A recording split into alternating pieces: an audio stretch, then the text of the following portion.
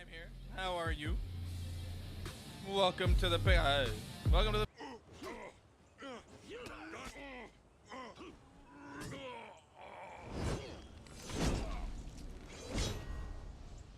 victory.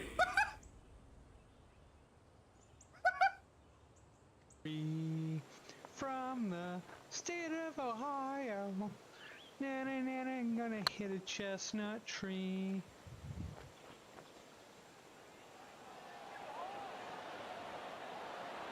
Get the fuck out of here, bro. That was wild. They're not, the warheads aren't armed, so you can bang them as hard as you want against the ship and nothing will happen. Oh. He was saying shoot him. Yeah, shoot it. Go ahead. Nothing will happen. UEX Corp Space. Unless the warhead's armed, then yeah, you're fine. Oh! Are you fucking kidding me? Wow, okay. I see. Huggy wuggy. Huggy wuggy. Huggy wuggy. Oh. I'm using that. Huggy wuggy, you pussy. Huggy wuggy. I'm definitely using that MiG 15 line.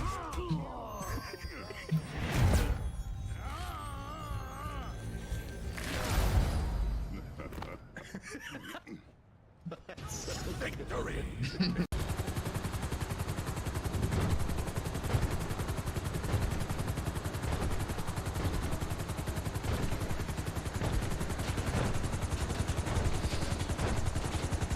That's on there.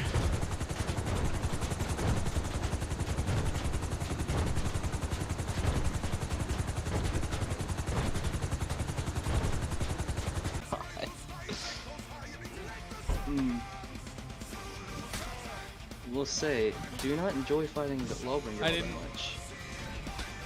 Ooh. Ah! Ooh. What?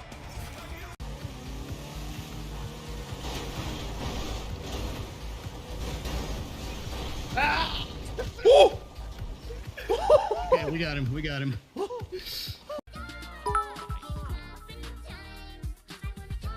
sweatiest of pickles, let's role play. I wear a disguise. I want you to park that Big Mac truck right in this little garage. Make it cream, make me scream, out in public, make a scene. Cope, don't ever say anything like that ever again.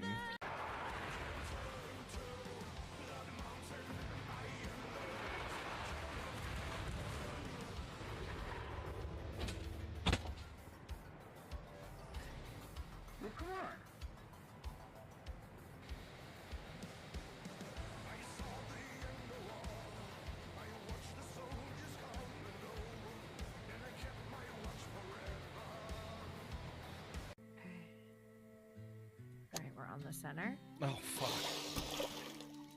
Oh. What? Going for a trip, Looking at this thing of this dude riding the horse spearing Oh somehow. god! You fucking caught me and ripped me off that damn thing. Fucking yeet! It looked like because you held your hand out later.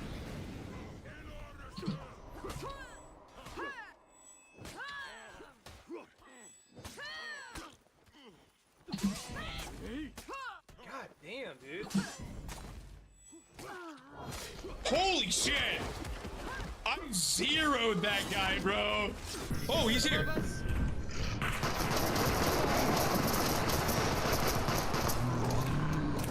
Get in the middle thing, get in the middle thing! He's so fast. Close that Close it, close it, close it, close it. Fair. Hey Complex, how you doing, buddy?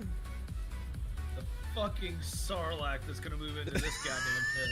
It's gonna be a big chunky boy. Getting out of this one. It's gonna be a family of Sarlaccs. Wreck-It Rusker, thank you for the follow. How you doing, buddy? A family of Sarlaccs and a fucking crate dragon. No problems in there, man. I made a femboy squirt. Someone clip that. That's gonna be a great soundboard. Guys, look, I'm using superior Tarkov strats. I'm camping. It's my strong Modern Warfare on Shoe House. Oh! He's AFK. What? I am fucking potato aim.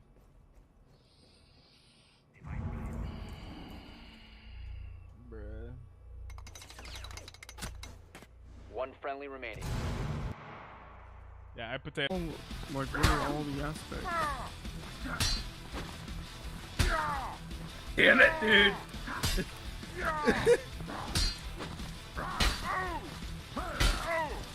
Bro. Stop! God damn it.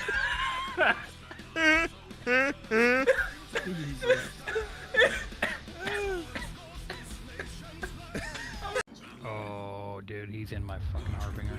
I can feel it. Nope, I got him. My ramp is open, my door is closed. Oh, you got him? Nice. Oops, someone's shooting at me.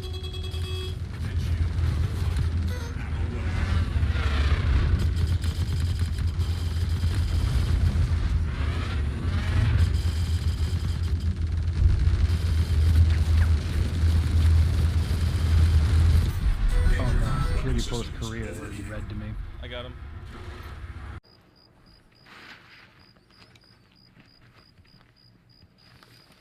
Fuck it. There was 3 of them! Why does it spawn us right next to a 3-man?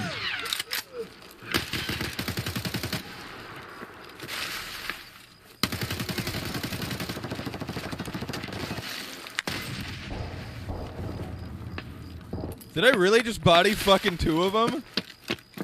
Did you get him? I don't know. I'm sorry, I thought you said you were dead. Oh my god, dude! Got him? No fucking way! Nice. Where's the 3rd one at?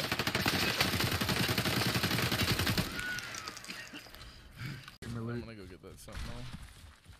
Well, see my... No! Good job, idiot. Wait, what? I'm not dead. I'm not dead. I didn't know that was a ledge. Good job. God damn it. Are you dead? Yeah, I might as well be. I can't get out of here without dying. Wait, am I? Ah, DeRusso! Since her sister was killed.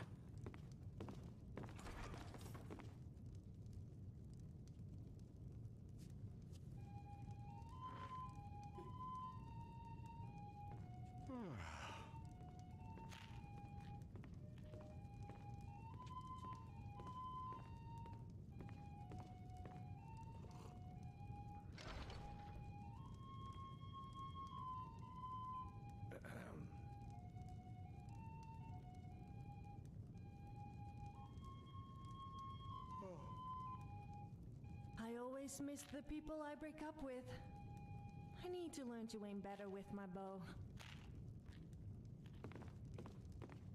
We drink to our youth, to the days come and gone, for the age of oppression is now nearly done. We're the Oof, that's rough. Oh, that's even rougher. Why is it raining? I don't know. This shit needs to fuck off. Oh. Oh. Oh. Let's go! All you gotta do is ask, I guess. I like how we just followed those boys in. Was that you, Step? Yeah, that's me. That's me. Okay. Right. Protect me.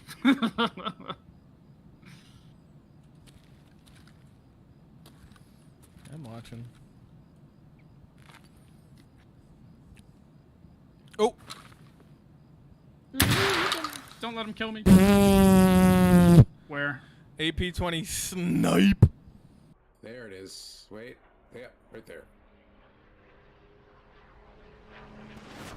Nope, too low.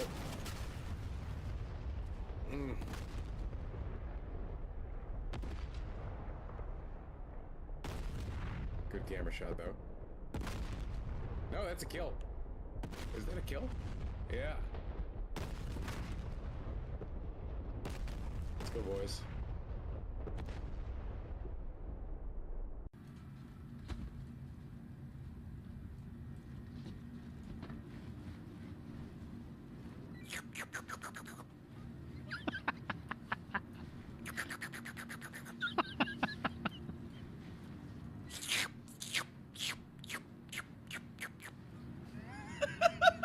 Get them toes.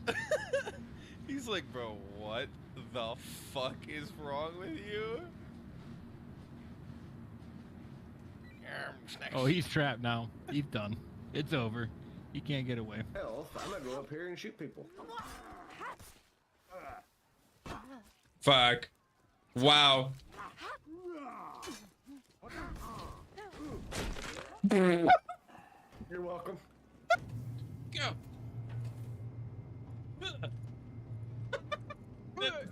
Did that just push you out? Yeah. What? I got sucked out. Oh. You got sucked out too. Bro, the ship just violently spun a 180 when you fell out. Fuck's out of here. That was sick. Yo, Bullshit. Yeah. Awesomeness. That's what's happening. Okay. yo, I need fuck, another beer. Penguin, you missed this shit. My empty. Bureau just my fell off the empty hand. table and My hand is splooshed all empty. over the goddamn chair. I'll show you How about something. you give What the me fuck a happened to beer? bureaucracy here? What? What the fuck's Yeah. going on there? What? How are you, bro? Dude, how long did you I'm gonna sit down. Time here. How are you? Welcome to the welcome to the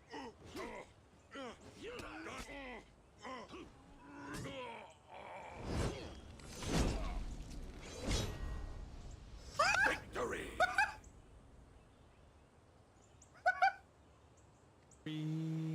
From the state of Ohio. I'm gonna hit a chestnut tree.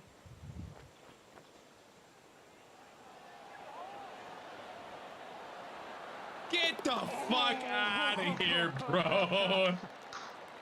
That was wild. They're not, the warheads aren't armed, so you can bang them as hard as you want, I guess, to ship, and nothing will happen. He was saying shoot him. Yeah, shoot it. Go ahead. Nothing will happen. UEX Corp Space. Unless the warhead's armed, then yeah, you're fine. Oh. Are you fucking kidding me? Wow. Okay. Huggy wuggy. Huggy wuggy. Huggy wuggy. Oh. I'm using that.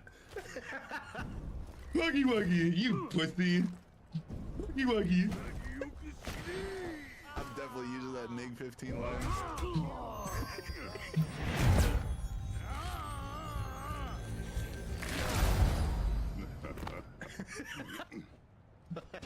Victory.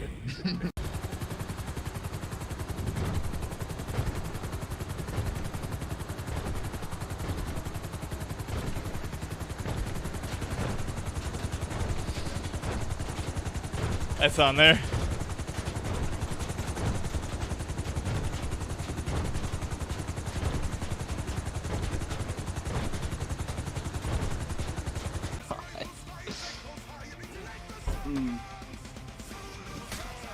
Will say, do not enjoy fighting the Lowbringer I that didn't. much. Ooh.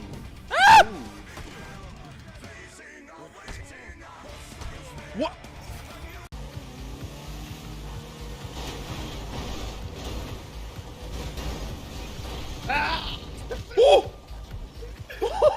We got him. We got him. Oh,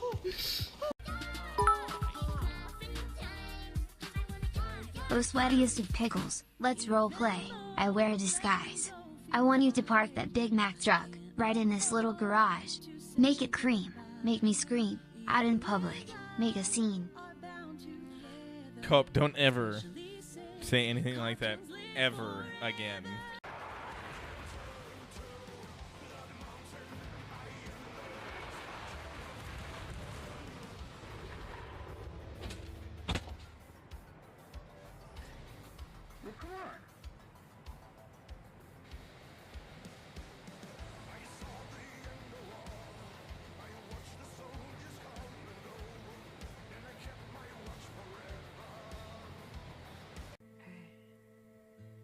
Alright, we're on the center. Oh, fuck. Oh, What? Going for a trip, Looking at this thing of this dude riding the horse, spearing Oh somehow. God! You fucking caught me and ripped me off that damn thing. Fucking yeet! It looked like because you held your hand out later.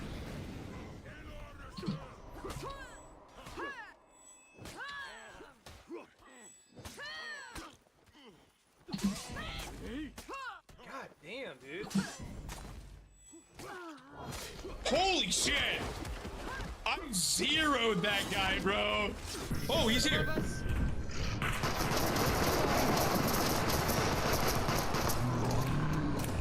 Get in the middle thing, get in the middle thing. He's so fast. Close that Close it, close it, close it, close it. Fair. Hey, Complex, how you doing, buddy? The fucking Sarlacc that's gonna move into this goddamn pit. It's gonna be a big chunky boy. Getting out of this one. It's gonna be a family of Sarlaccs. Wreck-It Rescue, thank you for the follow. How you doing, buddy? A family of Sarlaccs and a fucking crate dragon. No problems in there, man. I made a femboy squirt. Someone clip that. That's gonna be a great soundboard. Guys, look, I'm using superior Tarkov strats. I'm camping. It's my strong Modern Warfare on Shoe House. Oh! He's AFK. What? I am fucking potato aim.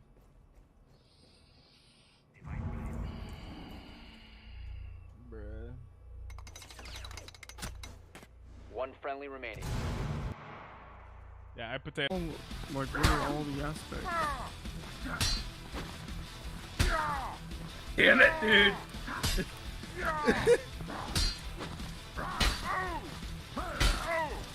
Right. Stop!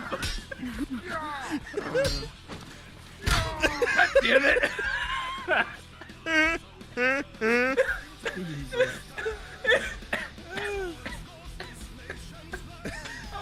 Oh, dude, he's in my fucking harbinger.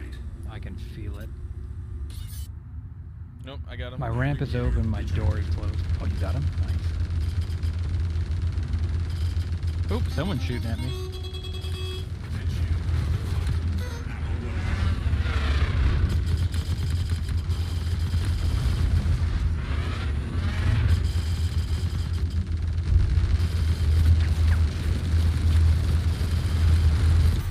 Oh no, security post Korea already read to me.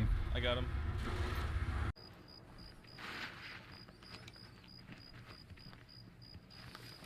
Fuck it. There was 3 of them! Why does it spawn us right next to a 3-man? Yes. And I have some very good questions for you, sir. Also, chat, folks, hello! How you guys doing? It's good to see you. Thank you for popping in. Oh, you're on your other PNG, by the way, for, Gotcha. Give me a second. For Foogie. You're good. I'm just letting you know.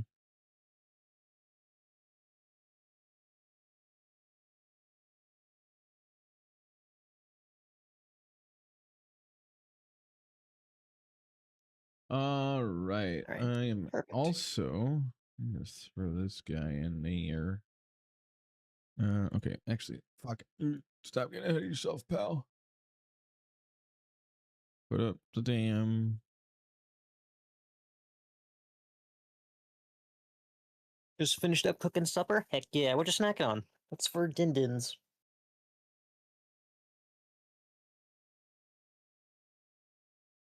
Holy flashbang, I looked to my left and it just nothing but gray and you. Alright, let's see here. Lanterns cross. Hi Blueberry, how you doing, buddy? Making femboy spray. Hey, whoa. Easy there, Chief. That was a I was reading some memes that my moderator Cope had posted in the memes channel because he scrolls through Steam and he finds the most ridiculous games that he absolutely can. Oh, that's right. You talked about this a little while ago. And that was one of them. Hello, Fatal. How you doing? Yeah, no. When Cope brought that up, what was it, 2 sessions ago, I want to say? Uh-huh. I was taken aback, to be sure. Uh-huh. We just started, Tate, so we don't really know just yet. Little shaken, to be sure. Hi, Tater. How you doing, pal? It's good to see you, man. What, sir, what are you doing? I was trying to adjust my screen so it fit properly. Oh. And I accidentally clicked my character. I'm gonna fucking adjust you so that you fit properly. Bitch. Now you fit in the chair. Get fucked. Appreciate it. Just fucking with you, bro. It's fine. It's fine. It's part of the humor. It's part of the podcast. And I'm very excited. Do we have anyone else joining us today? No. So this is part of the new part of the series that I'm doing, where I sit down with the party members individually during the podcast, and we're gonna do a deep dive on everybody's characters. Basically, I've got questions lined up where I'm gonna ask you about,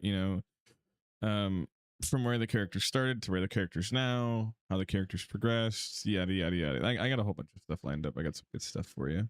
Oh boy, I cannot wait to hear about Scurvy's story then. Yeah, if you have anything, let's go ahead and have you start, so that I have time to finish making these adjustments, and also hello to the people on YouTube. How you guys doing? I hope you're well. So, for me, Aurelion's evolution has been not a steady incline. It has been a straight up and down drop. There has been no slight progression here at all. And with that, are we with the recent things that have happened to Aurelion? Not just the tragedy of killing Deez, but also the complete and almost heartbreaking events of how the party now views him. Is this going to cause a relapse to how Aurelion was at the beginning of the series?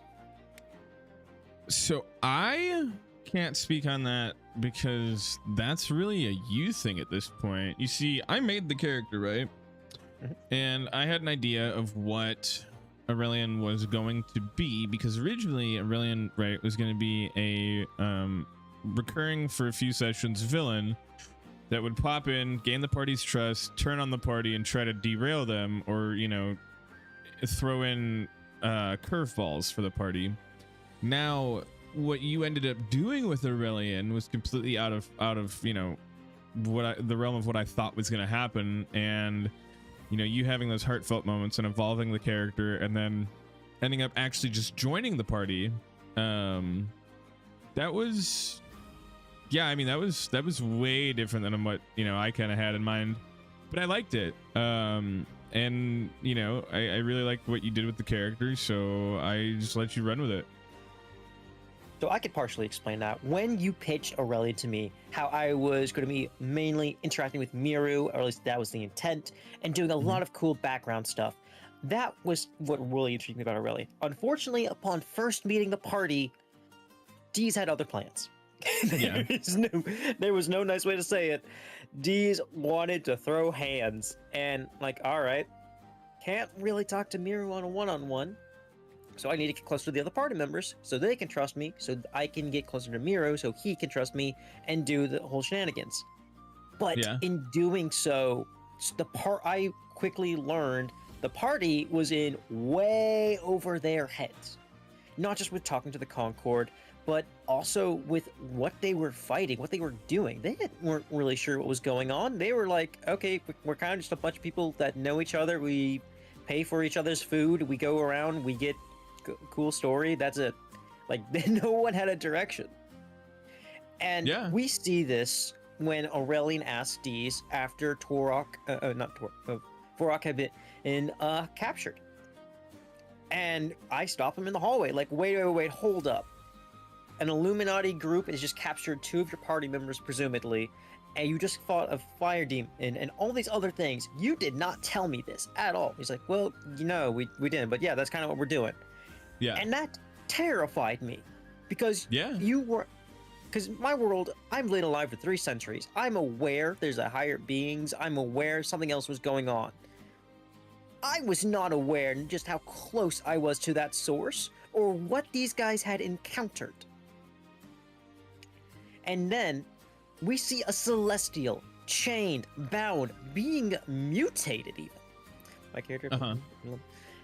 And his first thought is, instead of figure out the why or the how or what on earth is even going on, shoot first, ask questions later. It's like, no, I can't get close to this. I need to figure out what's going on and involved in something more, which makes what happened with Deez so much more important to the story.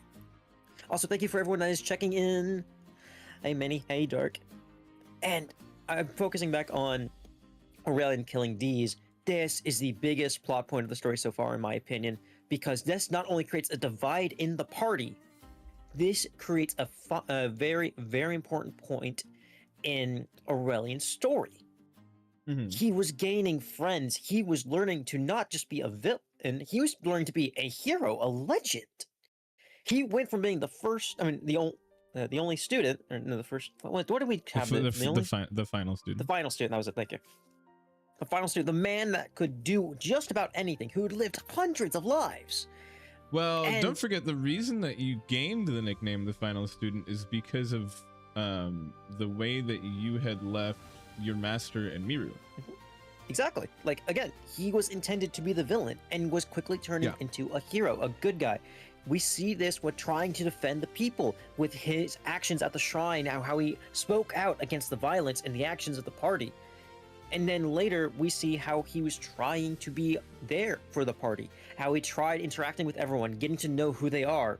And that was difficult for a multitude of reasons. Like, one, not a lot of people were social, and not because they didn't want to be social, they didn't really know how to RP it. There was a lot of different ways they wanted to talk about it that didn't really happen.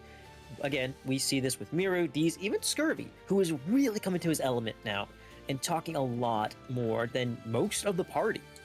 Yeah. Which hopefully will change with now that we don't have Deez with us. We on a new character, and from what Wiley's just like talked about, I am so excited. I am very happy.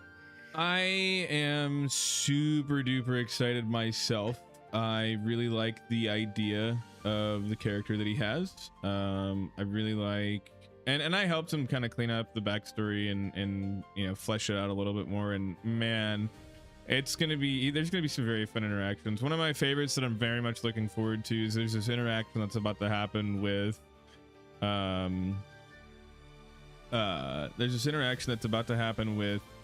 Alistair and Tishan, Deez's new character. Tishan, gotcha. And it should be very interesting. But going back to my original question of, are we going to see this relapse of him recognizing he doesn't have friends, he's got allies? I'm not so sure myself, because in my mind, depending on what I'm allowed to do for this next mission, because I'm not allowed to do any downtime for currently. You have already got that planned out. Where I get to be an emo kid and sulk into my room. And cry, and yeah, exactly. Because I was going to ask originally, like, hey, Aurelion's come a long way. He wouldn't just take this lying down. Yes, he would be distraught, but he would try and remedy. There's a specific reason that I have this happening, and you'll see as soon as it happens. It'll make a lot more sense because we did kind of talk about something else before, but I never solidified it. It's why I was like, hey, should we see a total relapse coming up, or will this be something else? But again, I guess we'll have to wait for Saturday for that. Yes. Another thing is Aurelion's skills.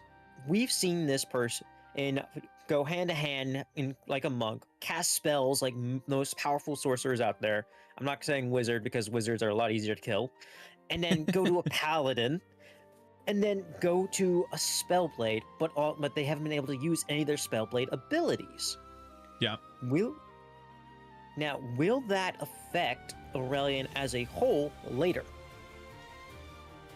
I mean, I can't really answer any questions about how it's gonna affect you because at this point it's really fully your character, and the only stuff that I'm kind of doing is story development as far as decisions that you make and seeing how you react to them and play with them. So, again, that's really up to you, man. All right, then let's focus on reaction. With how you originally had written the character versus the reactions I've taken, what do you think is going to happen yourself? I don't know. It's a hard one to say because like you've kind of been a little bit of a wild card. Take that as a compliment, honestly, because Aurelion in and of himself should have been a wild card from the beginning, and he kind of is. Like, he was meant to be a curveball, but now it's become even more so with his changing abilities being chaotic and how his character has changed. He is not standoffish anymore. He is often the voice of the party, which made his flaw of believing he's the leader so much more impactful, because the party has kind of believed that himself, because Deez would not really take lead like a traditional leader. Oh, absolutely. And this goes back to the death, because to Aurelion, that fight was partially for fun, but also proving to not just to himself, but to Deez, he is capable, not just mentally, but physically, of leading the party. Yeah. But then the horror arrives of the fact he's more than physically capable of leading. And because of that, it ended in Deez's death. 3 clean moves to kill a man. And some can do it in one. Yeah, those are usually spellcasters or a very powerful sportsman, fighter, etc. So for this lower level changeling to do that so effortlessly and cause a general, mind you, who is seeing constant conflict and some horrors no man should see, even him be terrified by that, should have shown the martial prowess of this character. So I think it's really interesting that you say it like that, because I have a strong feeling that once this next portion is revealed, you and a lot of other people are going to be like, what the fuck? It's going to definitely be interesting, that's for sure. What is interesting about how I phrased it then? The martial prowess aspect, or no? How... No. It'll make more sense when this scene happens. I can't say anything when the scene happens. I know, and I appreciate that, because it's not giving me anything to really brace myself for. It's going to be a pure reaction. It's not even anything to break. It's like, even if I gave you a hint to try to mess with you, like I usually like to do, it would almost give it away. But I mean, you guys also haven't run into anything that even if I did say it, that would make you go, no way. But there would be hints, and I don't know if that's the way to do it yet. All right, fair. In that case, hey Darth, what's up, buddy? I mean, I'll twist your pickle for a nat 20. Okay, so let's rewind a little bit here, and let's get into some chit chatting before you really got into the character and whatnot. So let's just start super basic. How did you originally get involved with All Things in Their Place? So I was aware of the D&D campaign through Moose because and I have been on and off watching the campaign because I love D&D as a whole. I originally been playing the game when I was really young with my folks and my brothers before my dad passed away, and it was still something that always intrigued me. And later, I was able to get a digital tabletop with some other friends, but wasn't able to ever complete a campaign because, sadly, time and management. Just like that happens. It's the biggest thing that kills any campaign. Yeah. So, with meeting you, first off, just seeing how you DM'd, I was genuinely impressed. I'm like, this is a really intense campaign to me because you didn't really hold back on a lot of segments. Because, like, oh, you made an issue, you made a penalty, it like would have caused this kind of social interaction. Here's the consequence. And a lot of people do not RP that. A lot of people don't even really show that kind of conflict. I don't know. When it comes to subjects and stuff, especially with, you know, your consequence, or you know, every action you have has a consequence, whether it be a good consequence or a bad consequence. I don't like to pussyfoot around that stuff. And I will have, you know, the in-world NPCs and other characters react to those things accordingly, because, you know, when you start going that route, especially as a DM, that is one of the number one ways that your campaign just goes completely, and it's not a bad thing, like, don't get me wrong, but it just goes completely in the opposite direction of what you thought, or you know, things that you kind of wanted to happen. I won't say planned, because, you know, nothing planned ever truly happens in D&D. Like, I think I write out and I have about 25 things per episode that I have ready to happen, and I think we usually get to about 7. All right, of those quote unquote 7, how many of them end up changing rapidly? There are some that in the middle of sessions I will be paying attention to what's going on, who you guys are talking to, who you're interacting with, you know, how the conversations are going, things like that. And I will make slight adjustments, you know, mid-session to what's, you know, the possibility and the outcome, and even the triggers for certain things. Because, you know, much like real life, depending on how you're talking to someone and depending on the interaction that you're having, that's going to change the way that they're perceiving it, and that's going to change the way that something becomes triggered, or, you know, even the possibility of something happening might go off the table if they don't like the way you're talking to them, kind of stuff. True, and we kind of got to see this with well, I'm going to use myself as an example for this, because when I was Krovla, there was intended to be a moment where someone says my name and I was supposed to correct them. Yes. That entire session, no one said my darn name.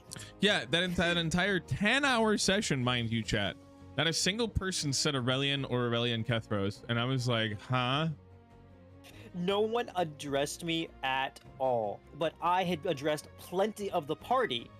Yeah. And they just talked back casually, like when I was talking to Deez and Scurvy about the type of minerals that we had found after combat, or later when we were in the bar just having a casual discussion.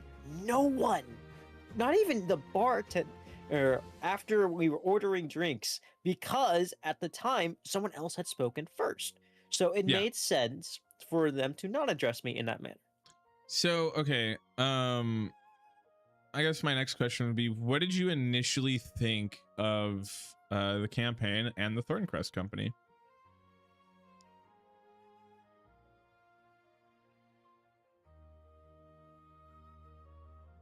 Can you repeat the question? I apologize, someone was at my door. You are a-okay. So what did you initially think of the campaign and the Thornecrest company? Blue, thank you for the 45 stream streak. How you doing, buddy? Okay, that is a difficult question to answer.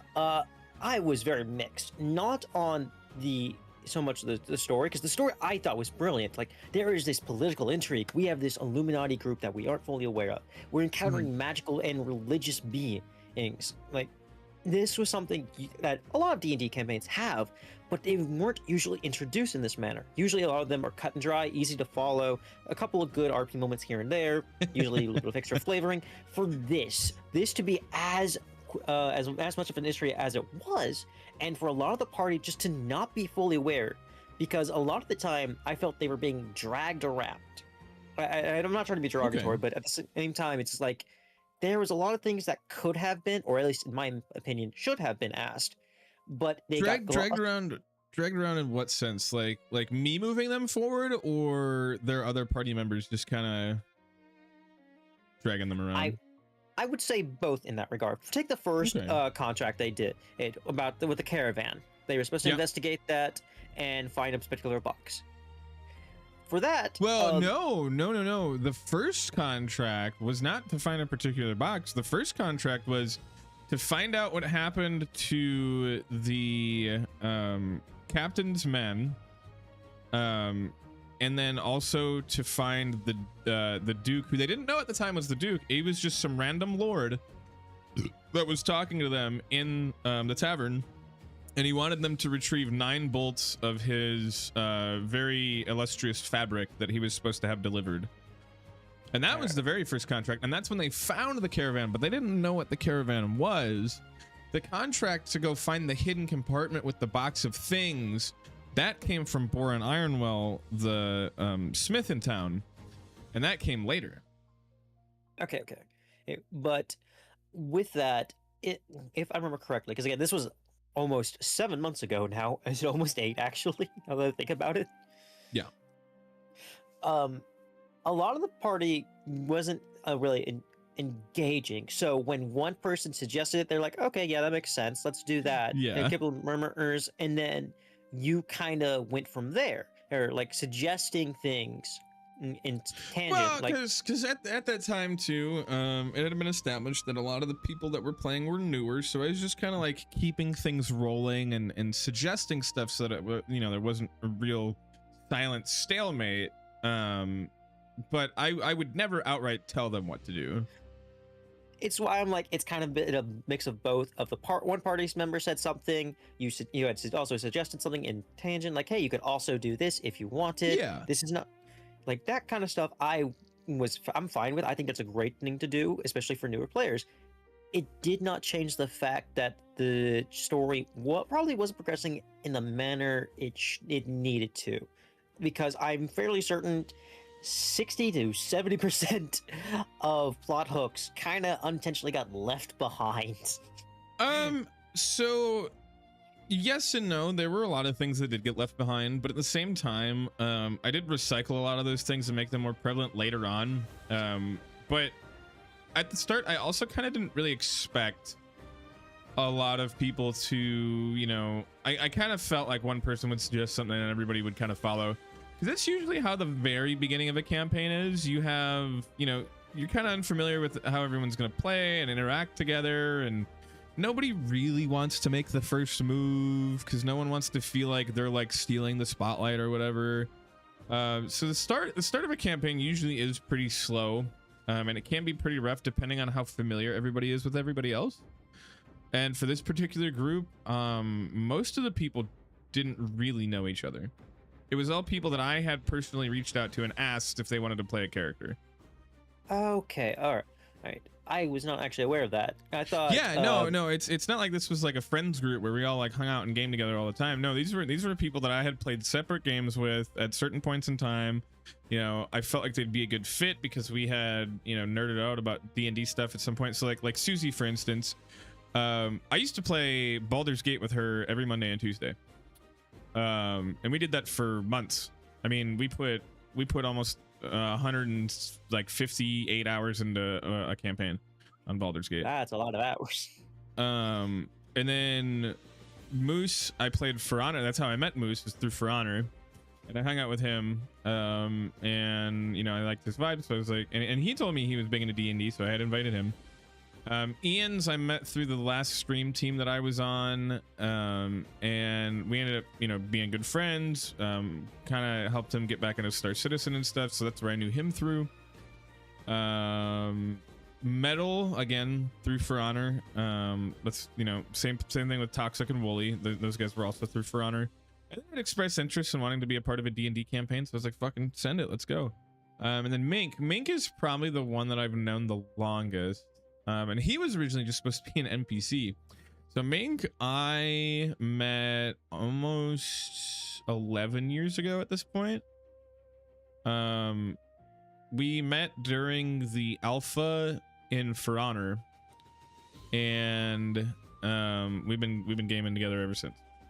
and I mean Nice. playing literally anything. That's a friendship and a half. All right. Yeah.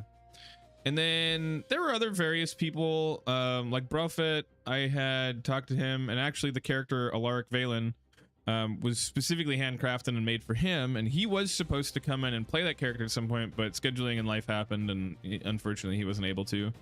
And that's actually where Sam was introduced. Sam ended up taking over Alaric Valen for the second episode, and voiced him as the mysterious stranger that had sent out the letters to gather the party together. And then Demp and Gordy also have characters in the campaign that they were supposed to come play, but again, scheduling is a nightmare, and that didn't end up happening. Taran, much like Ian's, was a part of that stream team, and was, you know, friends with me and Ian's and some other people in there, and played Star Citizen with us. And I had been talking about D&D, and he had, you know, again expressed interest in wanting to really be a part of one. And that was really the main reason that I ended up kicking this off, is because I had a lot, you know, I think at the start I had 11 players who had expressed interest in wanting to be a part of this. Then scheduling issues happened, other things happened, friendships fell apart, whatever, you know, just the usual shit. And I think so far we've lost 5 players. Let's see, we've lost Taran, Vin, Vorok, Volgar. Oh yeah, and then I had another friend who was supposed to be a part of the campaign, but she never ended up being able to make it. That was Susie, right? No. Susie was in for a while. Susie was in, I think, until session, what was that, 15 that we did the farewell. Right, okay. Yeah. Then, yeah, right. So yeah, she was in for a good while. She was the tabaxi in the party originally. I was thinking of, I was trying to think of who was playing the doll, which was Demp's original character. Yes, that was Demp's original character. And that was played once by fucking brain Rika, okay. But yeah, yes. That's 5 right there. Well, Rika was just going to be kind of a recurring NPC, non-party character. She was never really meant to join the party. I mean, obviously, I'm always down to let that stuff happen if it happens, like Hugh. So Hugh was supposed to be a merchant that you guys would have in Lantern's Cross, and then that you were going to also run into in High Spire and the Iron Spine Mountains, because he has shops in those locations.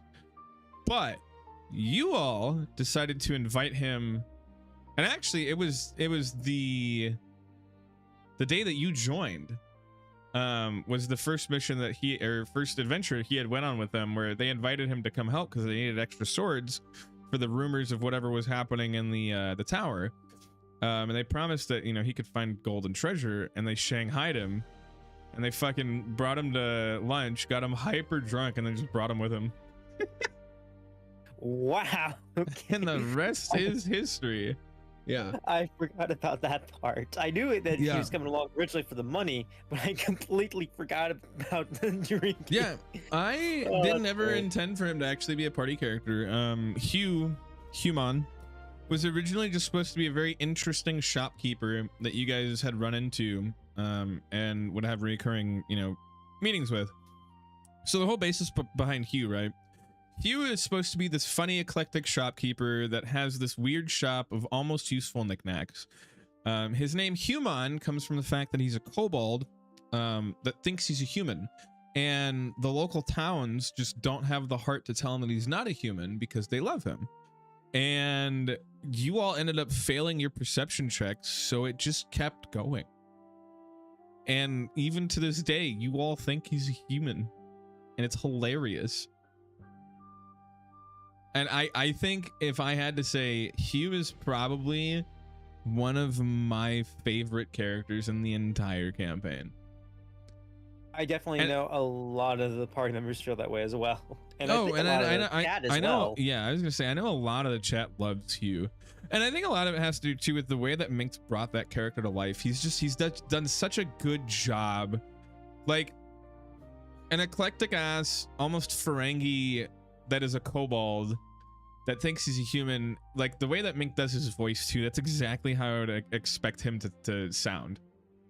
Like it's very well done. Okay, so out of curiosity, what was it like taking over a character who already existed in the world instead of creating someone completely from scratch? It's different. This is the first time I've ever done this.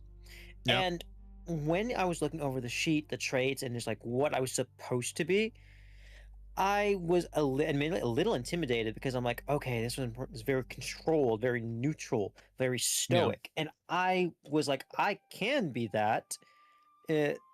But my issue is I would always get excited during certain segments. And I think I accidentally let that slip through on occasion when I was first RPing. Yeah. But it just wasn't crazy enough to really affect the characters. More so just like, hey, during combat, I finally rolled this. I'm actually doing something instead of getting my butt kicked. Because the first roll of the campaign was a nat 1 for me.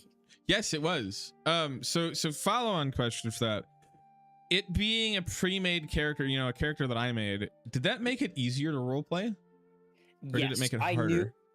To me, it was a mixture of both, but to me, it was relatively easier because now I had a criteria. I had my own lane set up. I knew how I was supposed to act. I know what I was supposed to do. With being a homemade character, like someone you make yourself, you could play that any way you want. So when you blur the lines and have trouble figuring out how you're supposed to RP a moment, because like my character would do this, but this moment doesn't really call for this, and I don't want to do that. But it goes against the character, and that makes it even harder because it's like, great, this is a total shift up. It could cause other issues. We see this actually with the shift up with Aurelion first being kind of like, hey, leave me alone, to being as social. And it did raise some questions at first. In fact, I'm fairly certain a couple people questioned, like, what was the end game for Aurelion? Why is he suddenly being so nice? What is going on? Well, and I don't think, you know, people or anyone else aside from you knew that Aurelion was supposed to be a villain. It was just a character that ended up stumbling upon the party, and you know that was kind of the point. I wanted it to be a surprise, you know. The only one who was slightly aware was Moose because he accidentally. The only reason that Moose knew, and I'm not even gonna say Miru because it wasn't Miru, it was Moose. It was Moose, yeah, no, Moose got meta on accident. The only reason that he knew was because your little fucking tag said Aurelion Kethros on Roll20. So I ignored that. I'm gonna be honest with you. When he was like he's a bad guy, I just ignored that shit. And later, when I was trying to RP, like not the usual weapon of a scholar, and he just put in the side chat, yeah, scholar. Yeah, and that's when I did slash whisper at Moose, and I was like, shut the fuck up. Well, that happened. Okay, for those who are unaware in chat, when Pickles and I were originally talking about how to play RP Aurelion, and later how I had been changing up my character, I was like, hey, do you think it would make sense now that Miru has changed himself to possibly bring up my name? And then Moose is like, nah, I'm gonna rip your head off. I'm just like, okay, we're not doing that. Yeah, that was hilarious. We were actively talking about that, and he's like, you fucking, I forget exactly what it was, but it was, if you do something, I'll rip your fucking head off. And we were both like, yeah, don't bring that up yet. I was like, man, either he's psychic or he had my stream tabbed up. I got robbed. No, because it wasn't even anything related to you being Aurelion Kethros. It was, there was something that you said as Anzir, and he was responding to you as Anzir, saying like, if you did this and this action, because I forget exactly what it was, but there was something, and he was like, if you do this and this action, I'm gonna rip your fucking head off. And we were both like, whoa. Like, that was so out of character for Miru as a whole. Forget Moose RPing. That was so out of character. I was expecting him to cast a fire spell at some point, which we actually do get to see. Well, he tried. He tried at the pit, but the guards ultimately said nope. Stopped him. Thank goodness for that. Yeah. Well, I had a feeling that I knew what was coming as soon as he started opening his mouth. I was like, nope, not happening, pal. And then I also knew that he was gonna try to revive Deez, and I was like, it was like, stop it. The revival bit he did whisper me about. But unironically, before session started, Sam and I were talking about possibilities of what's gonna happen. And I was like, this is a total toss-up. I feel like we're actually going to get some emotion from Miru, and he's actually going to attack me after Deez's death. And lo and behold, like total airball, but it hit. So, okay. At what point did Aurelion stop feeling like, you know, the DM's character and start feeling like your own character? I would say probably when I walked down the stairs in complete tour and sweat. The reason I say then and there is because Aurelion was now made completely aware. There was no just trying to be helpful to the party to get to Miru. This was like, I'm in this now. This is not something I could just side quest and have my own shenanigans. I'm here. I'm in the crossfire. Pick a side. Yeah. And fair. Part of me was like, I could easily go to the Concord. I could do my own thing here, especially now that we're aware of all these places. But that wouldn't have gotten me closer to Miru. That wouldn't have made it easy to talk to the party, shift his ideals. And now, that would have made Deez's suspicion more believable. And Miru, I could definitely terrify them by officially stating my name. That wouldn't have helped that. That would have just made it all the worse. And now it's an official rivalry where he will, and probably could at the time, kill me. Because how much the party was backing him. Yeah. Yeah. No, I mean, absolutely. And, you know, for those of you that are unaware, I had originally designed Aurelion Kethros to be a villain. So Aurelion gets his nickname, the Final Student, because Aurelion and Miru trained together 300 years ago. During that time, Aurelion had a dream, and in that dream, he was told by a higher power. He's still unsure of which one. But he was told that he needed to destroy 3 cities to prevent a coming disaster. And Aurelion went to the 3 towns, performed the rituals and rites, and destroyed the 3 towns. But he did this behind his masters and Miru's backs. So he effectively left them, went and did these deeds, and they were aware of the only person with the training and the power to do something of that nature at the time. So they eventually figured out that it was Aurelion.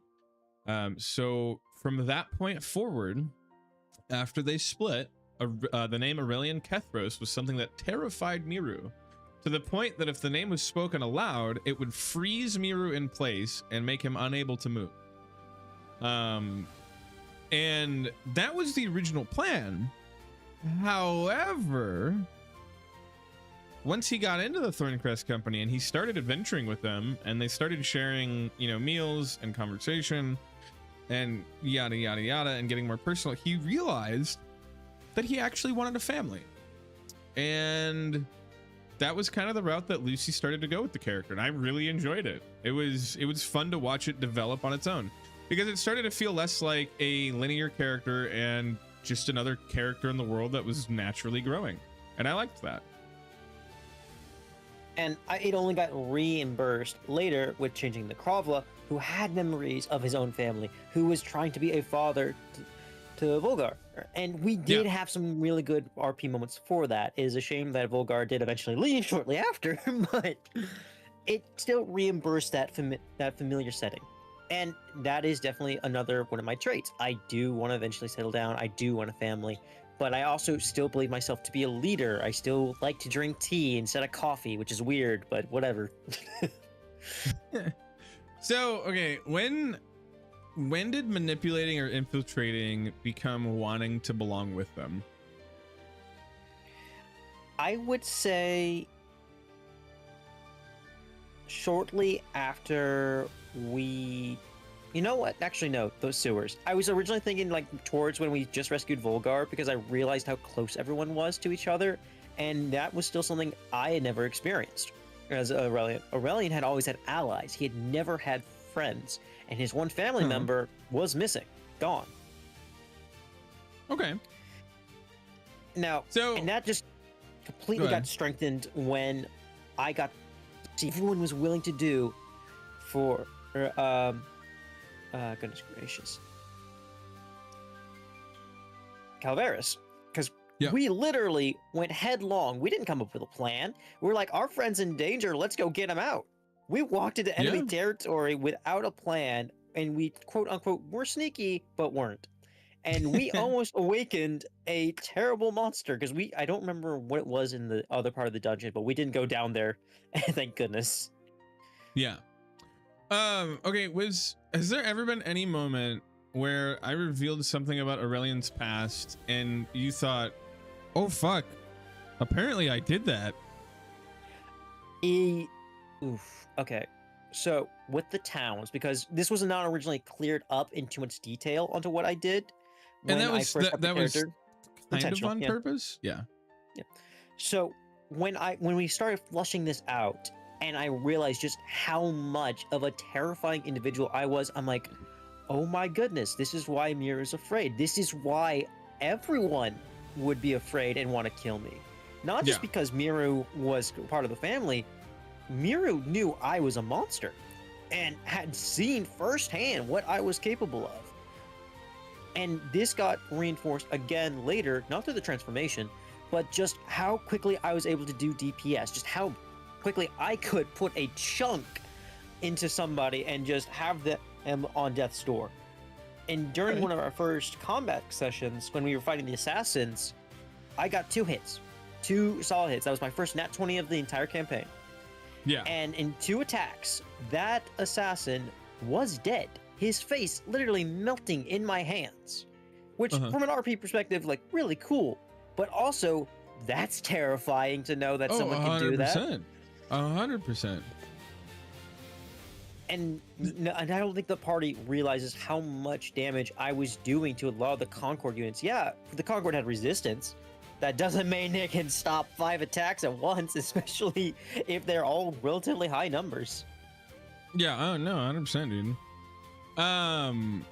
So is discovering your own character's history more fun than knowing everything from the beginning? I would say yes, and the reason why is because the reaction is genuine.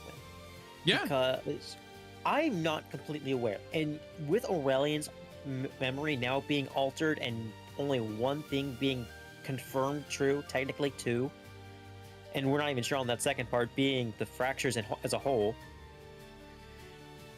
I don't know if what is really going on anymore. My reality is quite literally shifted. Yeah. I'm terrified. People have taken control of my body and used it for their own intentions. I've lived through hundreds of people's lives for not just my own gain, but for the others as well. And we're still exploring that. There's a possibility I will shift again in the future to something else, someone or something else entirely.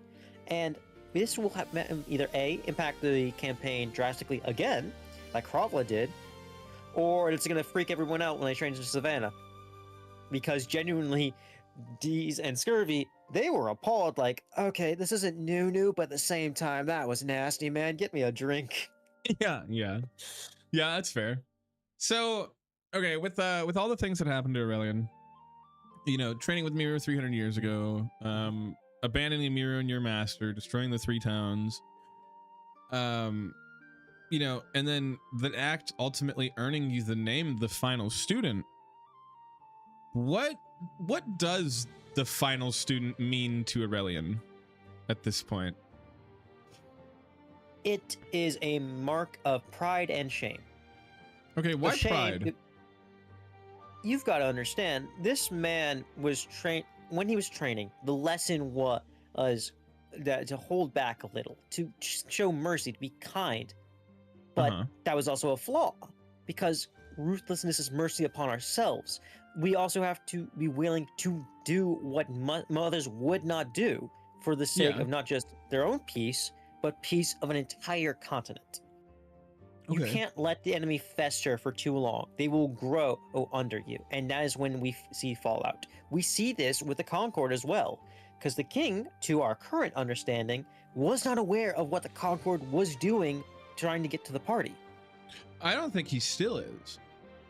100%. And now that Aurelion has a little bit of information that no one else is aware of, his mind is sporadic. Yeah. Because he knows what Veil Steel is capable of. He knows what Aethernox is capable of. But no, not many other Kinda. people are. Yeah, You guys haven't really had to sit down with Alistair and gone in depth about Aethernox, because remember, they've done some extensive research at the estate.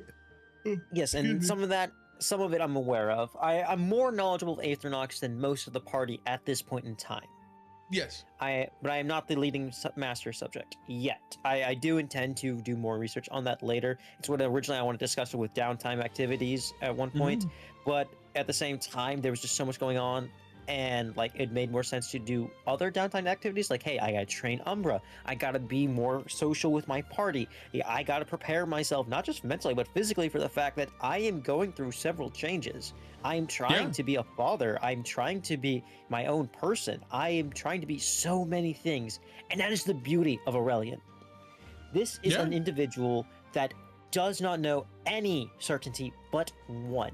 So anything going forward is completely a gray area. He knows so much.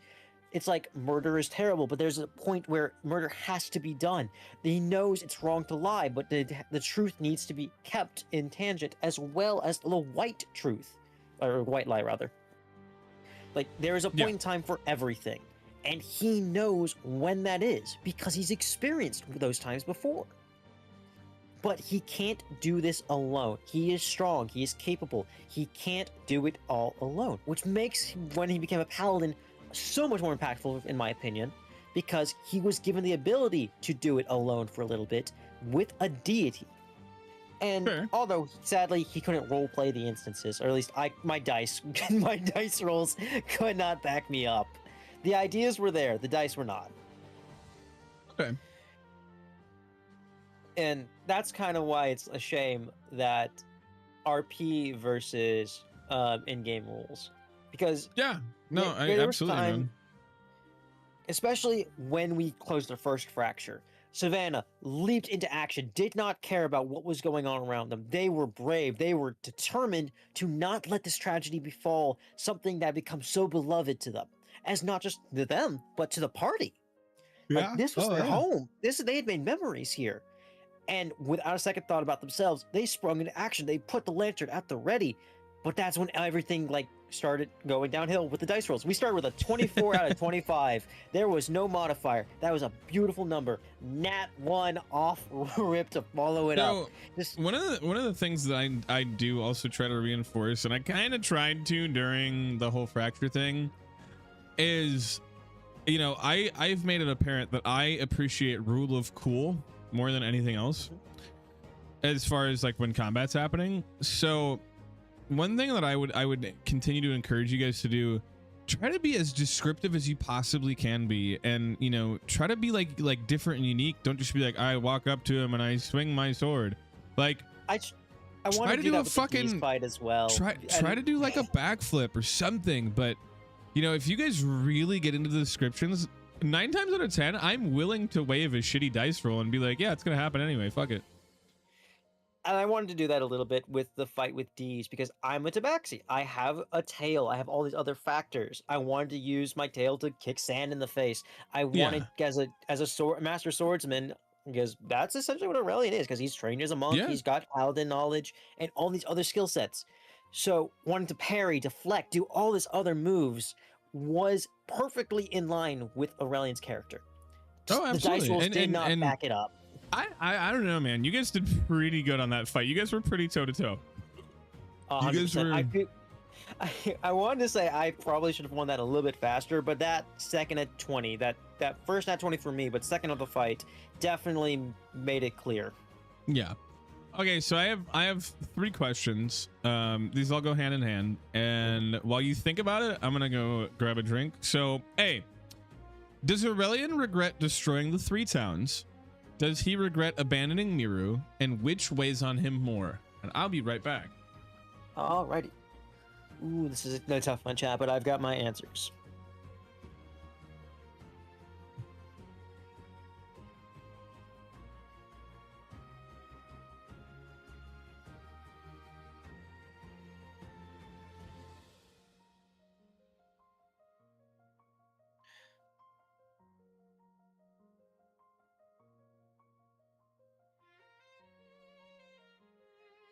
Oh man, I need to go to the bathroom myself, actually.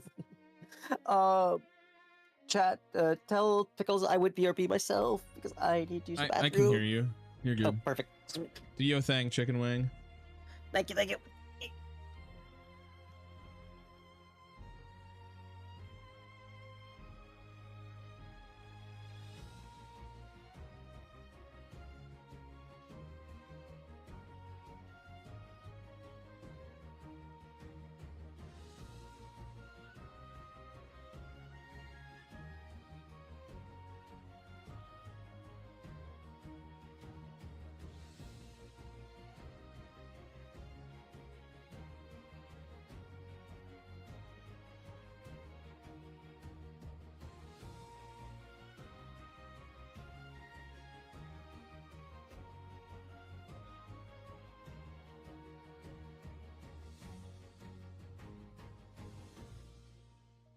And in chat, for those of you that are hanging out, you guys that have been around the campaign and watched and enjoyed, what do you guys think of the campaign so far? Have you enjoyed it? Has it intrigued you?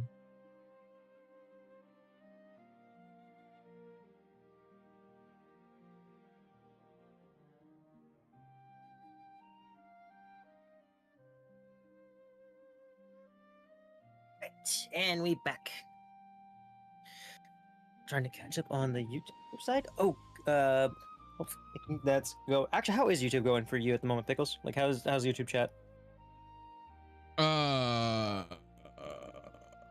think he meant watching the episodes on YouTube. I think Only there's like one though.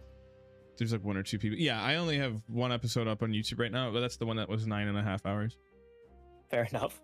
Okay, So so I do have to get moving on getting the other episodes up on YouTube. Like I have episode 2 that I've been working on that'll be ready to go here soon. I don't know if you guys have seen it. I have been posting the audiobook onto YouTube. I'm gonna be doing 2 episodes of that a week, and then 1 episode of the D&D campaign a week on YouTube. And we've got the prologue and chapter 1 up so far for the Chronicles of the Thornecrest Company. So to answer your 3 questions, definitely destroying the 3 towns is more impactful than leaving Miru, and the reason for that is now that Aurelion's so aware of what the fractures are and who is partially responsible for them, as well as what they're actually doing. Because that's not even a topic that we've even begun to discuss in the campaign. But now that you bring it up, who does Aurelion think is responsible? So, because of what we are, not the party itself is knowledgeable of some of the religions that are being monitored by the Concord, as well as there is definitely a divide in the Concord. At first, we weren't as sure. Is there? Are you sure about that? At first, we weren't certain, but after the conversation we had, and then with talking to, oh goodness, not Elias. Elias or Elias? I can't remember. Elias is the one in Miru's head. Elias Voss is the one who you guys talked to. But you may not have been there. There was another scene where Elias Voss came back. No, you were there because that was the night the fracture happened. He came back and he was gloves off. He was just done with it. He had no facade on, and it was very, very apparent that he was a part of the group that founded the Concord into what it is now, rather than what they used to be, which should have led to the ideology that, oh shit, maybe the Concord's not separated after all. Because at first he played it off that he was an envoy and that he was on the political side of the Concord. But then when he came back in the second time, it was very apparent that that was bullshit. And that's where the suspicion originally lies for Aurelion, because he's seen this kind of political deception before, because he's done this before. So if with him like giving that kind of key information just before the storm strikes, just before the fractures open, that either A, shows insider knowledge that means they're either causing it for a certain gain. Don't forget, he did tell you that they had they had found ways of tracking it, and he gave you guys that grid map that showed potential places that the fractures may open up in Lantern's Cross. And then he told you guys that they may have found a solution, but they couldn't confirm it because they didn't have the lantern. You guys do. So we got used he gave you the hint that when it did eventually happen, to try to use memory to close it, because they didn't. I mean, I can tell you right now, they didn't know that that was going to work. That was just a total run of the like off the cuff guess. And he the grid map thing, it actually landed nowhere near any of the places they had marked on the map. Because the Thornecrest estate was one of the places they had marked. The Commoner district was another place, and then over by the Open Flame Temple was another place they had marked. But it opening over the town square, that wasn't even on their guesses. So I think with all those things combined, the guess should have been, well, fuck, who's causing this shit now? Because I think there was a point where some of y'all were like, oh, I think it might be the Silver Concord. I believe a lot of us are still of that mindset, honestly. Okay. I had theorized it might have been religious based at first, like one of them, because I don't know too much about the Open Flame. I do know, however, that the catacombs were bought by the Duke's father, which we have not been made aware of prior, except for Aurelion, who did not discuss it with us at the time. And this raises some other questions. Now, like, you guys do know, and this is just character knowledge, I know that you may not, as a player, know this. Your characters do know that all of the major religions in history that were at some point connected to fractures, fracture events, fracture sites, etc., are all the outlawed religions.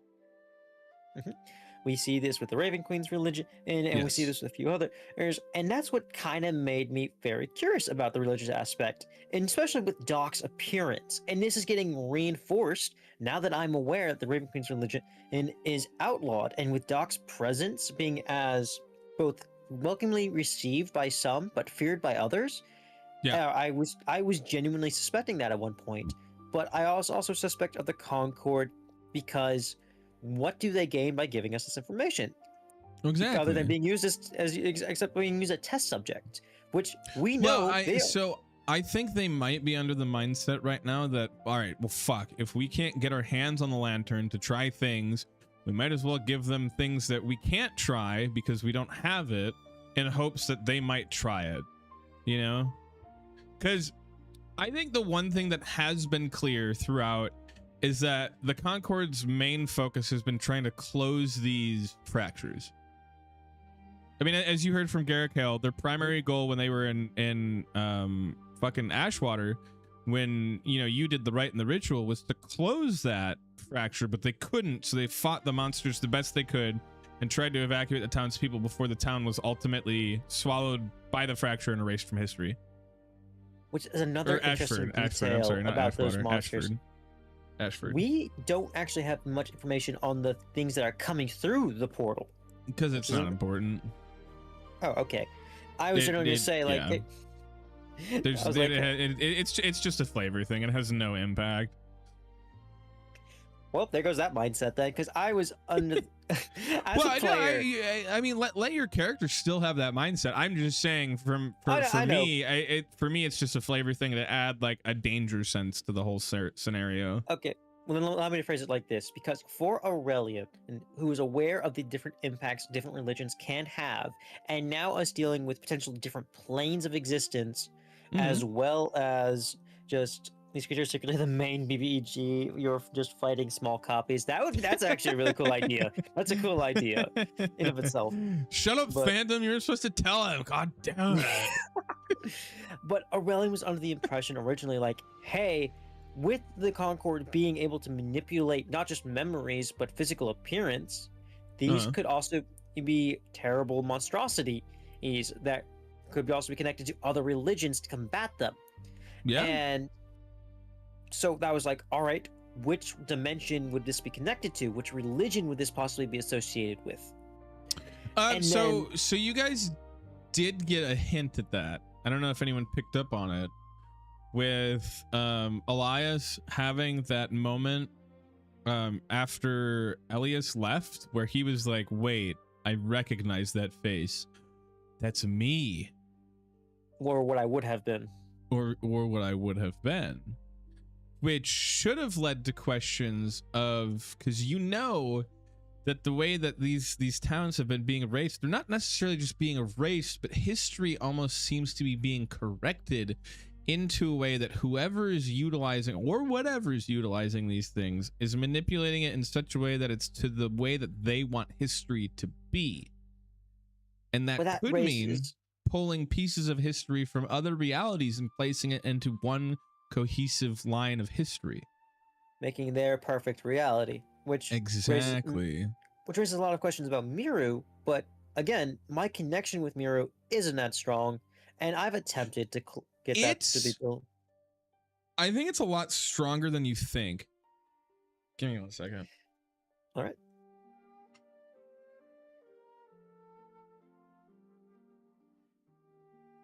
Yeah, we're good. Sorry about that. Okay. So, in Aurelion's eyes, is because of how Miru has behaved, how they haven't been able to reciprocate as many moments, but they also haven't really engaged back. Yeah, okay, that's fair. Has Miru come out and talked to Aurelion at any point, or has Aurelion mostly started the engagements? Well, and I'm not gonna lie, I think that's gonna, you know, change. That's kind of no. I think that's kind of, you know, how it has to be for now, because, you know, Miru really has this big distrust for Aurelion, and rightly so. 100%. But he also backed down on that after Deez. Again, and I'll reiterate this. I think the only reason he backed down is because he realized that you were released into the custody of the company, and, you know, there wasn't really a choice for the rest of the company. You kind of had to go back to Lantern's Cross with them, because the king did say that this isn't a pardon. There will be a trial. There will be further talks. So I think in the moment, especially when you guys decided to go to the Crown and Compass to get a drink, it was more of a, I'm not going to cause a fuss and I'm not going to be an issue. I'll just hold my tongue and I'll be cordial about it for now. But as soon as y'all got back to the estate, y'all's estate, he disappeared. He went off and he did his own thing after Alistair gave y'all his talk. Which kind of refocuses on like, hey, we're not that close. I can't do these things like I originally wanted. I mean, you absolutely could have tried to follow him and like talk to him, but I don't know if that necessarily would have ended well. It wouldn't have, and the reason I think that at the very least, this probably could be me misinterpreting action, and 100% that's possible. After Miru beginning to trust Aurelion, after the atrocity he is known him for, and then now that atrocity has occurred again in the form of killing Deez, there's nothing for him to trust. Like, Miru is aware something else is going on. That's 100% certain. But Miru doesn't know how to interpret it, or what's the root cause, or what's to stop this from happening again to him. Like, he is genuinely fearful of his life, and for good reason. And the other thing too is, like, you got to look at it from Miru's perspective. 300 years ago, you were probably the only friend that Miru had, because you had entrusted your life with Miru and your master, and vice versa. So for him, and especially having been blind for all that time, you know, the only person that he trusted abandoned him. And then, you know, for that person to resurface 300 years later, I mean, that's gotta be an emotional tear. 100%. However, though, he has made friends before my appearance. Good friends, too. Yes Strong friends. and no. I mean, he had stated multiple times the only two people that he was actually really trusting of and close with were Vin and Vorak, who are both now gone. And that's got to play something on his psyche too, because he got close to these people, and in his mind's eye, they largely abandoned him, much like you did 300 years ago. Vin went off to the Eastern Sea to go explore, you know, the history of her past and her family.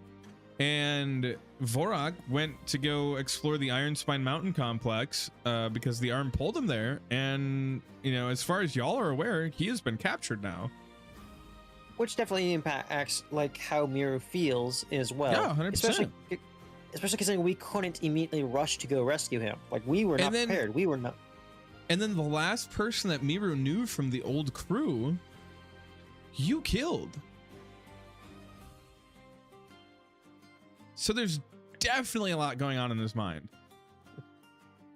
Which again plays into I can't approach him like the friend I could be. Yeah. No, absolutely. And a lot of it I think largely is for the fact that, you know, everybody else that's in the party at this point in time is new to the party in the way that he sees it, because the only original people that are actually left is him. Deez is dead. Volgar's gone. Vorak's gone. Vin's gone. Taran's gone. That was the original cast. You joined later. Scurvy joined later. Hugh got shanghaied. Calvaris joined later when he helped y'all defeat one of the beasts. And then Doc came to y'all's door and joined later. And Aurelion was a rival adventurer who didn't join until later. So, you know, by and large, he is the only original party member left.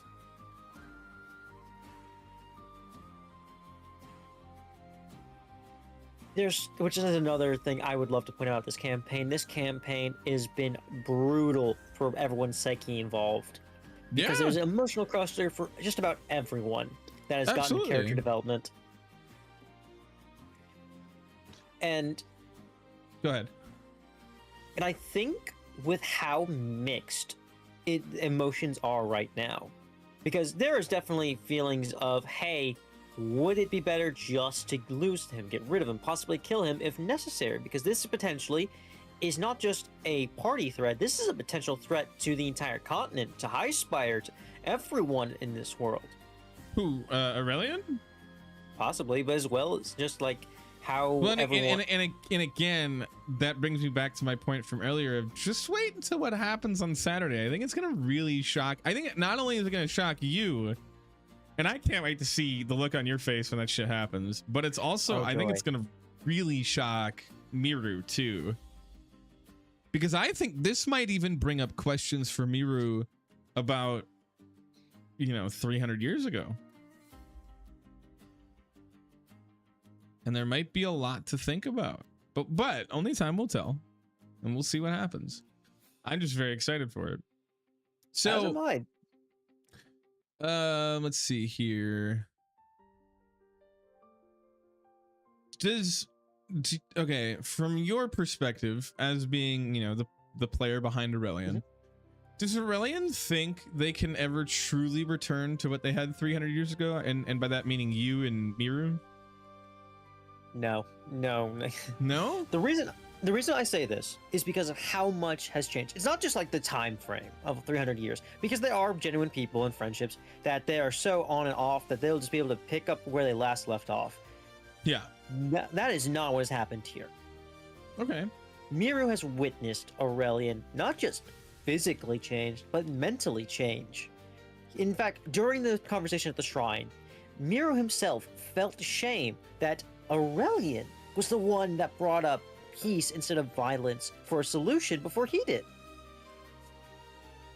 And in fact, Calvaris commented on that too. that when Aurelion was talking about, we're supposed to be guardians, we're supposed to be the peacekeepers, the people that guide and protect. We're not doing any of that. We're straight up just killing anybody that gets in our way.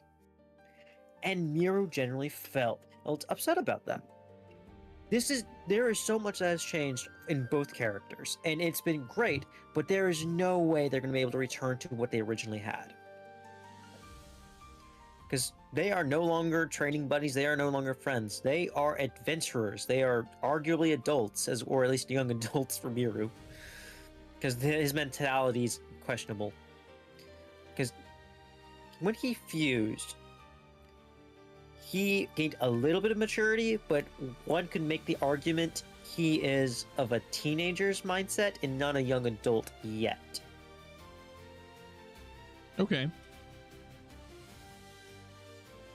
Compared to Aurelion, who was kind of forced to be the adult in a lot of situations, forced to take on a lot of new challenges and learn new skills very quickly. Not just to adapt and survive, but to get what he needed. He was willing to do a lot of things for knowledge, for answers, for solutions, which eventually led to more harm than good at the time, but at the same time, he viewed it as a necessary cost.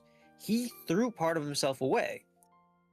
And that is what makes this moment so much more impactful, trying to be his own individual character and losing that little bit of control.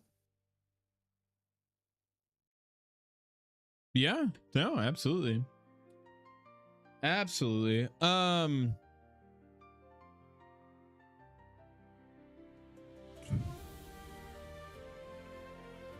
Do you think that punishment would be easier for Aurelion to accept than forgiveness, given what just happened? Absolutely. He's been punished before for his own actions by himself. Like, he felt genuine guilt because of his uncertainty and what he did with the fractures, if he caused it, because we're still not sure if that ritual caused the fractures or not.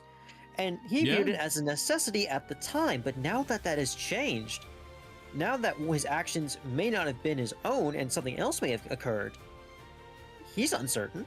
Like, it'd be easier to accept a punishment where he could easily just move on, compared to forgiveness, where now, to be doing so, is to uphold a new idea, to try and make up for past sins. With punishment, it'll come quickly. Maybe it'll be harsh, but at least it'll be something that's very notable, well, very easy to accept in comparison to forgiveness. At least in my eyes. Yeah, no, absolutely. I can absolutely see that for sure. The biggest issue going forward is going to be forgiveness, not just like from the party, for him to forgive himself. Because he doesn't know at what point this all started, really.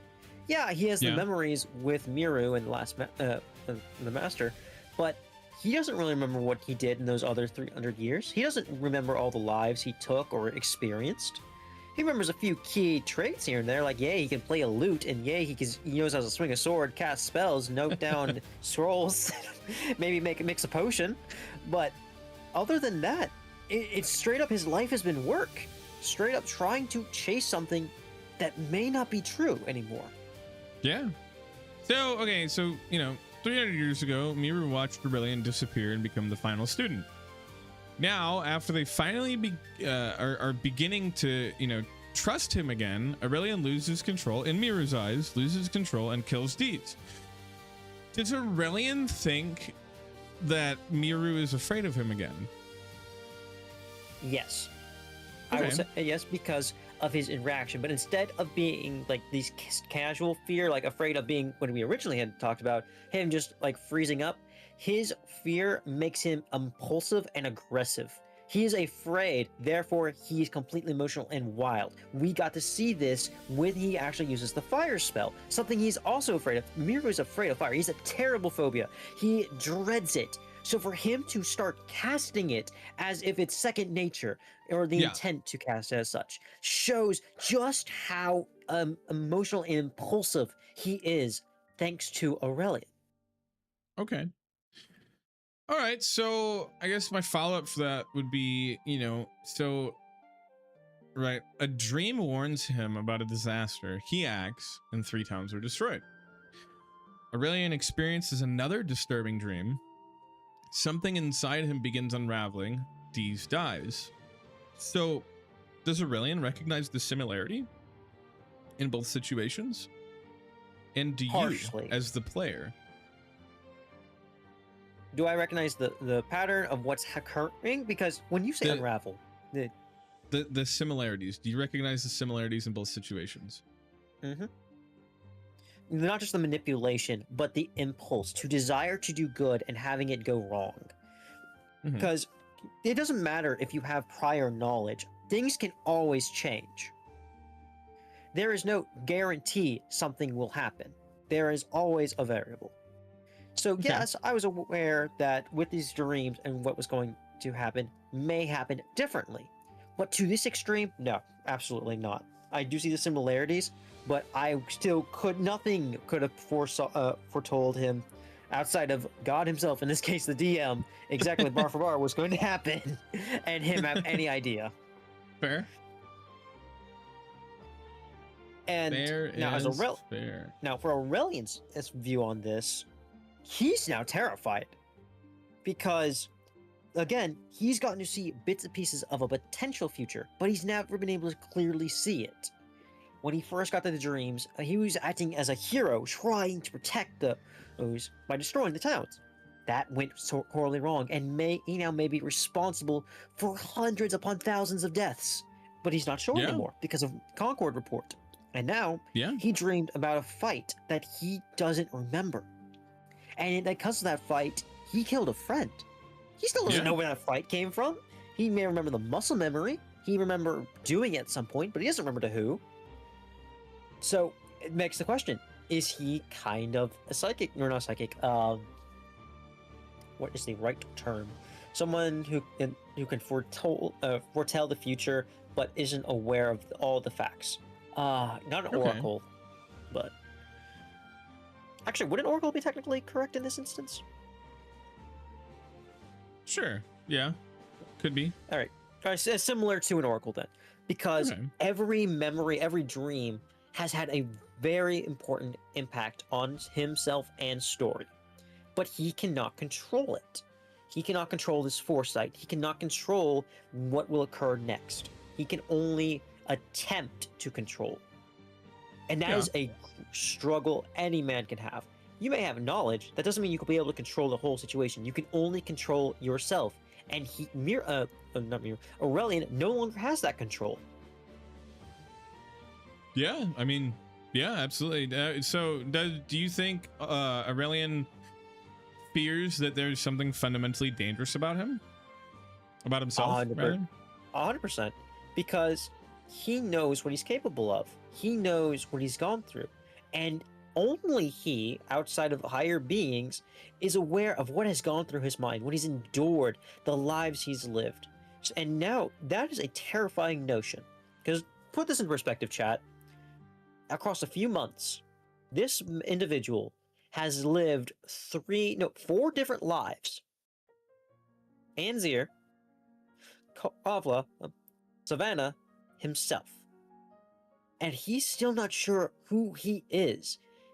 He's been inspired by others. He wants to try and use some other factors from others, like he wants Kravla's mental fortitude. He wants to be happy like with Kravla when he had his family. He wants to inspire others. But he still has that dark side, that fear that's going to go wrong. He's going to become the final student again and hurt someone. Because the final student isn't just a mark of pride, but it's a mark of shame. Pride in the fact that he's that strong, he's that capable. Shame in the fact that and how it was used. Okay. Yeah. No, I'm absolutely. I get that. So, for you as the player, what does being a changeling mean when role-playing him? Ooh, okay. I've got 2 answers for this because Aurelion is not your standard changeling. Changelings typically are used as a character to misinform, to cause distractions, and when usually of evil alignment in most campaigns. But Aurelion, although that was an original intent, is being used as the universe's, I don't want to say plaything, but that is kind of one interpretation of it. Yeah, no, absolutely. The universe's storyteller. Okay. It's allowing for other stories to be told, other lives to be lived, other things to be completed, taught. We see this with the stories that he's reading from the book and how it's impacting some of the party members. We see this back at the shrine. We see this back with a fight with Deez. We're seeing multiple sides of one person reenacting completely different people. Aurelion is not the being he was 300 years ago. And it's hard to really show that without losing your sanity. Okay. But it's a great challenge because you're kind of discovering things. This is going to be a way too deep than it's supposed to, but you're kind of discovering things about yourself. You're like, hey, do I myself align with these ideologies? Am I myself willing to make these calls? Am I myself willing to go the distance in this area? And for sure, I myself, because I think this is funny, I'm recently coming off a psych eval, and although I'm cleared, I am quote unquote emotionally volatile, which I don't always see myself as, but I definitely have seen moments of it. Because I like to think of myself as stoic. I like to think of myself as relatively controlled and knowledgeable because I'm willing to ask questions. I'm willing to try and get different perspectives. Yeah. But because of that, that creates a lot of gray area. Just because you know doesn't mean you agree. But just because you doesn't agree, it doesn't mean you can't learn to accept. Yeah, absolutely. So now, do you think that Savannah feels like Aurelion? I think Savannah is an emotionally distraught woman at this point because they're just as confused as Aurelion. They're supposed to be female. They're supposed to be a ranger. They're supposed to be all these things, and they have not had the opportunity to be any of that. Okay. There is no real Savannah here. It's just an appearance. There is no mental or physical ID at this point in time. Because Savannah... Well, I mean, there is a physical ID, but yeah, okay, I get the mental thing. Yeah, my bad, I misspoke. You're good. The mental isn't there because I rolled high enough to control myself when we could have seen a real Tabaxi behavior. Yeah. During the fight with Deez, we didn't get to see her animalistic style. We got to see Aurelion, a tactician, recognize my body's capabilities and try and fight in that manner. During the ball, although I was with the women, I didn't speak like a fellow woman of the court. I didn't swirl or dance in the dress. I acted as a well-reserved gentleman. I spoke with certainty. I inquired because my own curiosity, but not curiosity in the fact of a cat or a tabaxi or even Savannah's own interest. I acted in the interest of Aurelion. Yeah. Okay. For sure. Now, admittedly, part of me is like, man, this is probably a missed opportunity. I could have role-played a little bit differently. At the same time, that would have also caused different issues.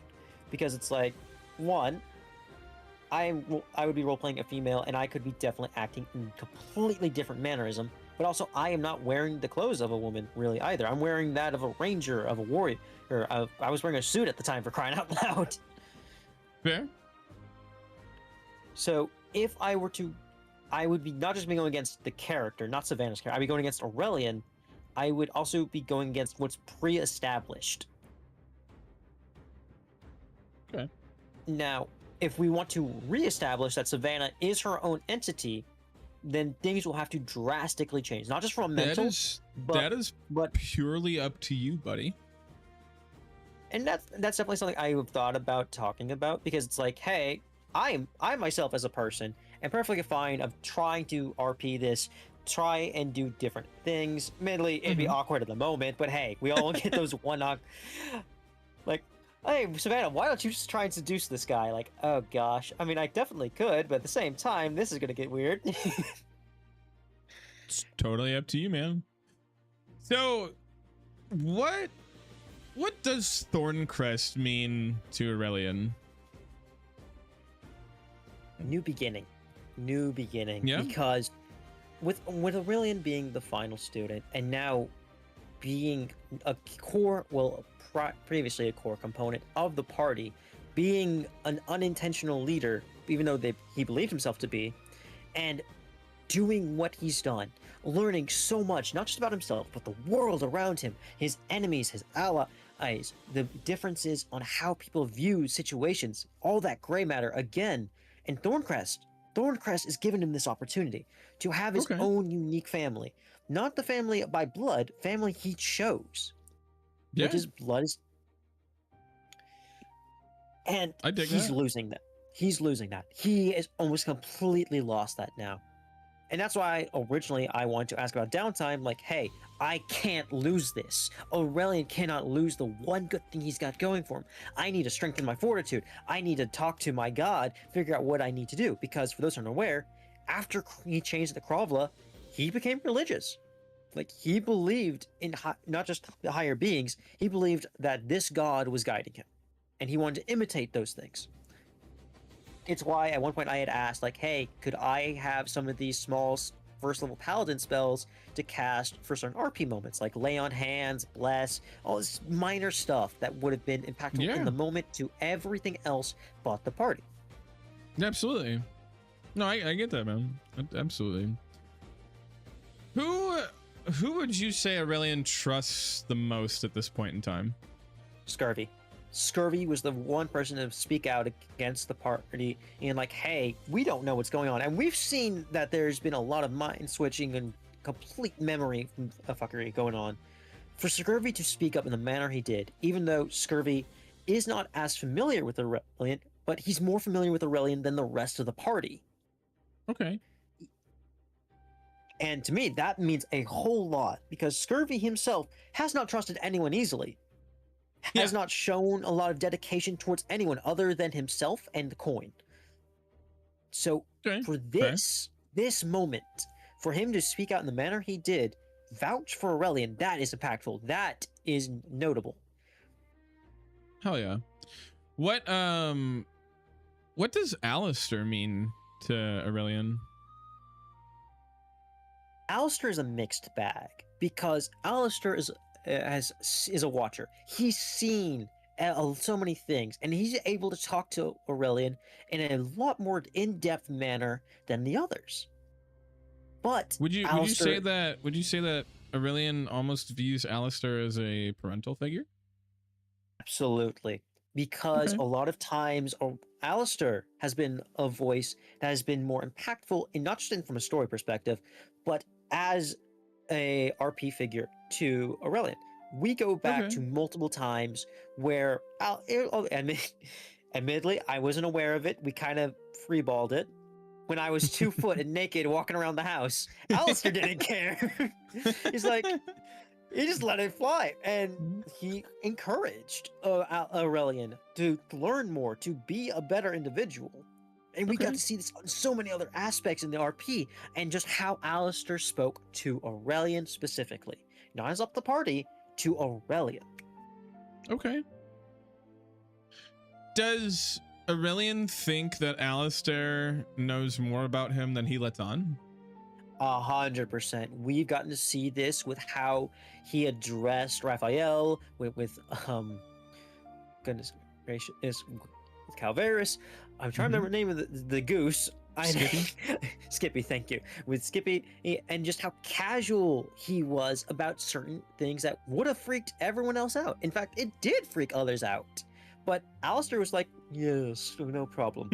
Like, we also see this when I shifted to Savannah. Like, he was ready. Like, Miru was like, hey, this is kind of a big deal. Alistair's like, I am well aware. Don't you worry. I got this. A little off topic. What, as a player, how do you see Alistair? What do you think of him as being a part of the campaign? I think he's a great, not just comedy relief, but a good focus and grounding point for the party. Because a lot of the times when the party has gone off and discussed other things, he has suggested things like, hey, may I remind you, hey, I'm aware of your needs, this may be more beneficial to you. He has definitely been a voice of the DM in a way that does not force us to do something, but has definitely guided us. And it's been impactful. And I think every time Alistair spoke, everyone has paid attention. Yeah, I'd say I probably agree with that. What did you think of Alistair's little, getting to train you guys for high society montage? I was laughing and smiling because this was so well done. To me, I was watching... Goodness gracious. I was watching not just a master of his own craft. I was watching a knowledgeable and just well-maintained Alfred Pennyworth. Because that is who the character... Because for those who are unaware of the comics, Alfred Pennyworth is a badass. He has gone toe-to-toe with Superman and won. He's willing to... I was going to say, he beat the shit out of Superman. He's willing to kill. Like, he's willing to protect his friends, his master, or like his own son in a way. I was wondering if anybody would put two and two together. Look, a lot of the small